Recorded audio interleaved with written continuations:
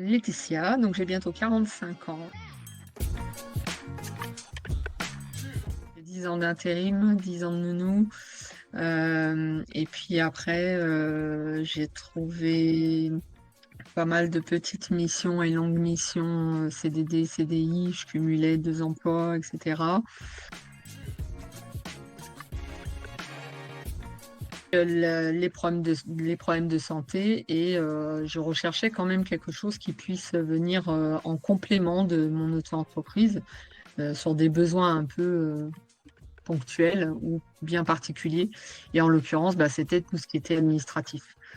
Donc voilà, on a allié les deux. Quand la reconversion s'est posée, c'est imposé et posé. Après l'acceptation de la maladie et de l'obligation de, voilà, bilan de compétences.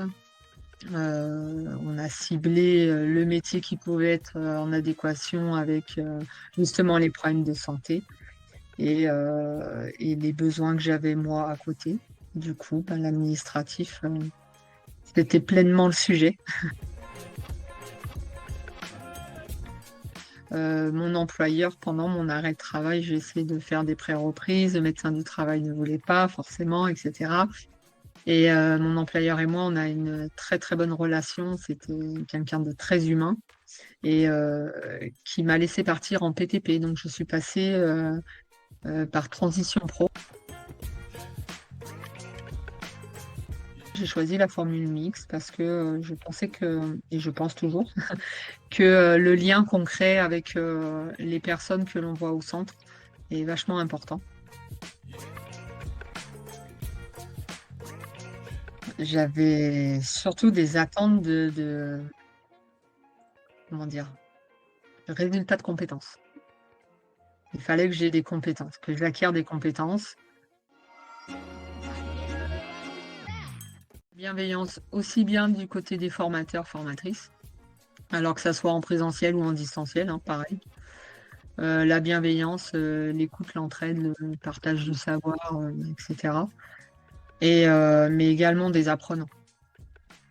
Les apprenants, on se découvre, on vient tous de milieux différents, etc. On a tous des a priori sur les uns et les autres.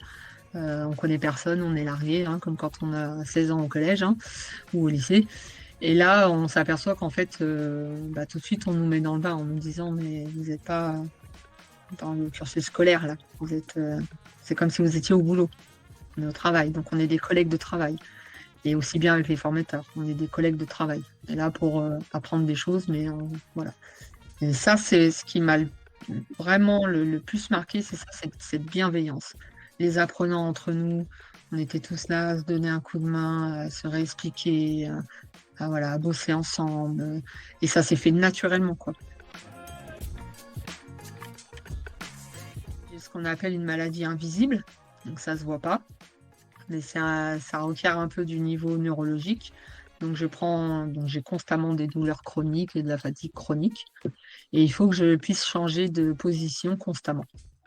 Donc déjà, il faut que j'ai un double écran, un siège adapté, etc. Donc ça, c'est toutes des choses et des aménagements qui ont été euh, d'emblée mis en place à l'adresse sans problème.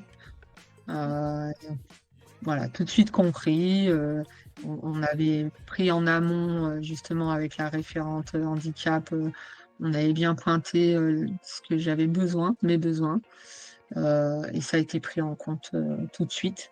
Donc voilà, possibilité de me lever, de sortir de la salle. Quelqu'un qui veut se lancer dans la formation demain, je lui dis, mais fonce, fonce. Euh, T'es pas plus bête qu'un autre, t'es pas plus bête qu'une autre. On peut tous y arriver, peu importe le milieu dans lequel on a évolué jusqu'à maintenant, de quel milieu social tu viens. Fonce. C'est que du bénéfice, c'est que du plus. Voilà. Et quand bien même t'as pas le titre, t'acquiers quand même des compétences, t'acquiers quand même des savoirs. C'est voilà.